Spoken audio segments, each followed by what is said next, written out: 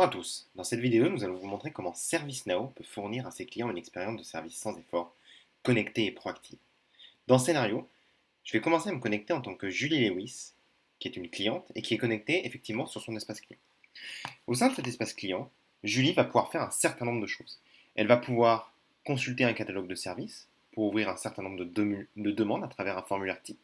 Elle va pouvoir consulter les articles de connaissances qui lui sont mis à disposition par son fournisseur.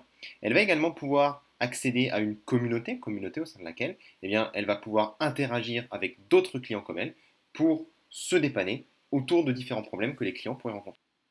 Et enfin, Julie va pouvoir, au sein d'un dashboard, consulter les différentes informations statistiques qui lui sont poussées par son fournisseur.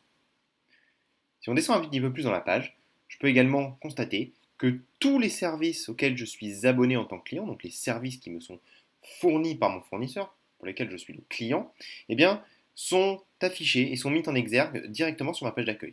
J'ai la possibilité de voir s'il n'y a pas une maintenance planifiée, éventuellement, sur l'un de ces services, mais j'ai également la possibilité de voir quel est l'état de santé de ces services. Et je constate que sur mon système de ticketing, eh bien, une panne est déclarée depuis le 25 septembre. D'ailleurs, vous avez certainement dû le remarquer, mais j'ai également un bandeau en haut de ma page qui met en exergue effectivement cette panne que je rencontre, de manière à m'indiquer qu'il y a un problème, que le service client est peut-être en train de travailler dessus et que ce n'est pas forcément nécessaire que je contacte directement le service client. Pour autant, si j'avais voulu contacter directement mon service client, j'aurais pu le faire à travers plusieurs canaux.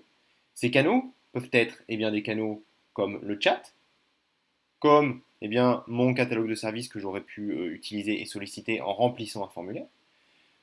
J'aurais également pu me faire rappeler directement au sein de mon service client et ainsi tomber au sein d'un serveur vocal interactif de manière à ce que ma demande soit prise en charge par un agent du support client au téléphone.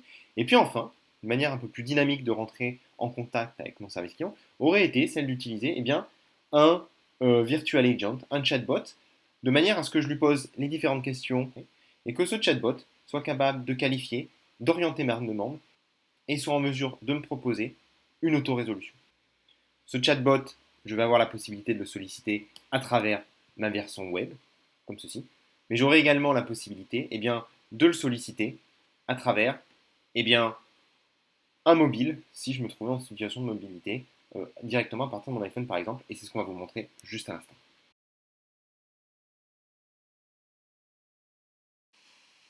Me voilà à nouveau connecté en tant que Julie sur la version mobile de son espace client. Comme évoqué précédemment, j'ai la possibilité d'activer mon Virtual Agent à partir de ma version mobile. Ici, on va me poser des questions et orienter à travers une conversation la résolution de mon problème. Par exemple, j'ai un problème, système de ticketing. On va me solliciter et on va me proposer d'orienter mon aide en qualifiant par étapes les différents niveaux de questions que je peux avoir. Ici, je suis invité à renseigner une description brève de mon problème, par exemple.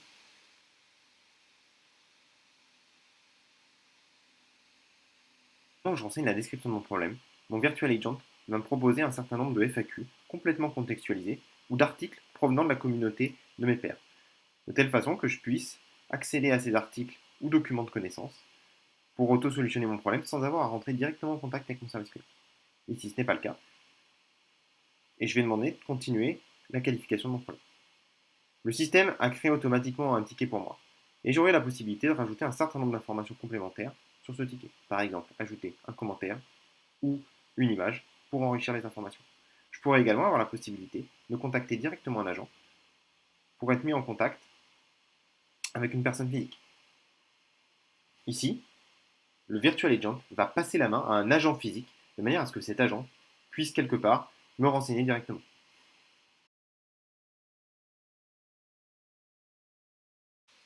Je m'étais connecté en tant que Jean-Martin, Jean-Martin qui est un agent du support client. Jean-Martin travaille sur une interface de type back-office au sein de laquelle il va pouvoir récupérer toutes les sollicitations clients et les traiter.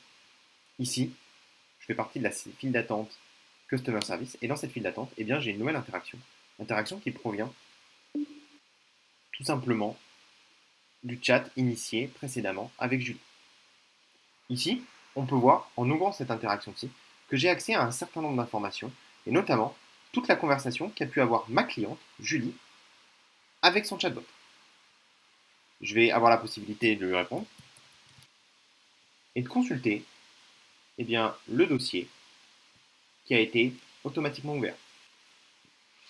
Ce dossier va m'apporter un certain nombre d'informations et notamment mettre en exergue que le système m'indique bien qu'il y a un problème connu au sein de mon entreprise concernant le ticketing system qu'utilise mon client. Je vais pouvoir qualifier un certain nombre d'informations et ce, au sein d'une seule et même page. Je vais pouvoir récupérer les informations concernant le contact, le contrat, le compte, les produits qu'utilise mon client et également avoir une vue sur mes engagements de service, notamment à savoir mes SLA. De la même manière, je vais retrouver toutes les descriptions de mon dossier, l'activité précédemment existante, et également ce qu'on appelle ici l'agent assist, qui va m'orienter vers un certain nombre de choses, des problèmes précédemment ouverts, des questions de la communauté, des articles de connaissances, etc., pour m'aider à mieux qualifier et à mieux résoudre les dossiers manqués. Ici, il s'agit visiblement d'un problème technique. Je vais donc contacter directement mon collègue du niveau 2 qui s'occupe du run des différentes applications. Notre collègue s'appelle Bess et je vais lui envoyer un petit message. Je ne veux pas que ce commentaire soit visible. Je sélectionne donc l'option Workflow.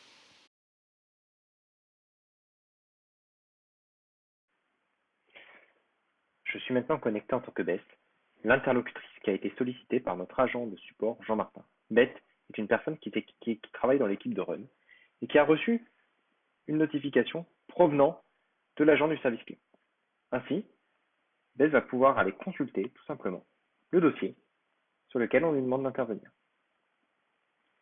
Beth a une interface qui lui est propre et a la possibilité d'être informée exactement de la même manière que l'est un agent du service client. En plus de ça, elle a accès à des informations comme cet Event Management Dashboard qui lui donne l'état de santé des différents services utilisés.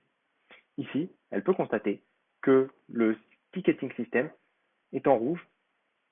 En effet, elle a la possibilité de constater un certain nombre d'alertes qui ont été automatiquement générées par des systèmes de monitoring externes comme Dynamics ou Nagios. Ces alertes sont reliées à des composants directement liés au service qu'utilise le client et qui peuvent impacter la santé globale et la performance du service rendu au client. Si je vais voir le détail de mon service, je peux voir que celui-ci est découpé en tant que différents sous-composants qui supportent finalement ce service. Et donc ici, je vois de manière assez graphique que mon serveur SQL eh bien, a eu une remontée d'alerte.